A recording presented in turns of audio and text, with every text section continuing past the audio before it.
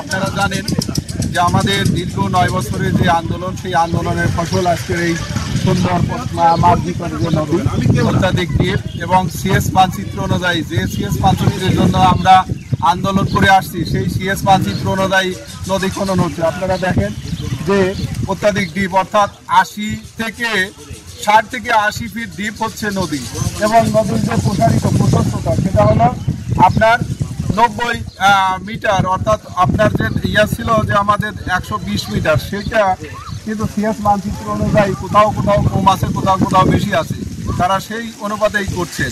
আমরা বাংলাদেশ সেনাবাহিনীকে ধন্যবাদ জানাই এ কারণেই যে এই নদী তার সঠিক যে ইতিহাস, সঠিক যে তার প্রশস্ততা, সঠিক যে দৈর্ঘ্য সব কিছু ফিরে পাচ্ছে। আমরা আরও কৃতজ্ঞতা প্রকাশ করব যখন আমাদের শহরের নদীকে সুন্দরভাবে এবং মার্জিতভাবে খনন করা হবে। শহরের মধ্যে খুব দ্রুত, আমরা ইতিমধ্যে সেনাবাহিনীর মধ্যে জানতে পেরেছি যে শহরে খুব দ্রুতই তারা মার্চ করবে, শহরের মধ্যে ঢুকে পড়বে।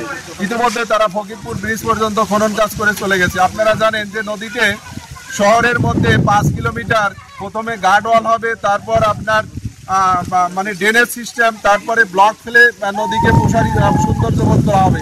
সেই সাথে 52টা ঘাটলা নির্মাণ করা হবে এবং প্রায় 50,000 বৃক্ষরোপণ করে শহরের এই নদীকে সৌন্দর্য বর্জন করা হবে। সব কিছু মিলে আমরা চাই পাবনা শহরকে একটা আধুনিক এবং মার্জিত শহরে রূপান্তরিত করা।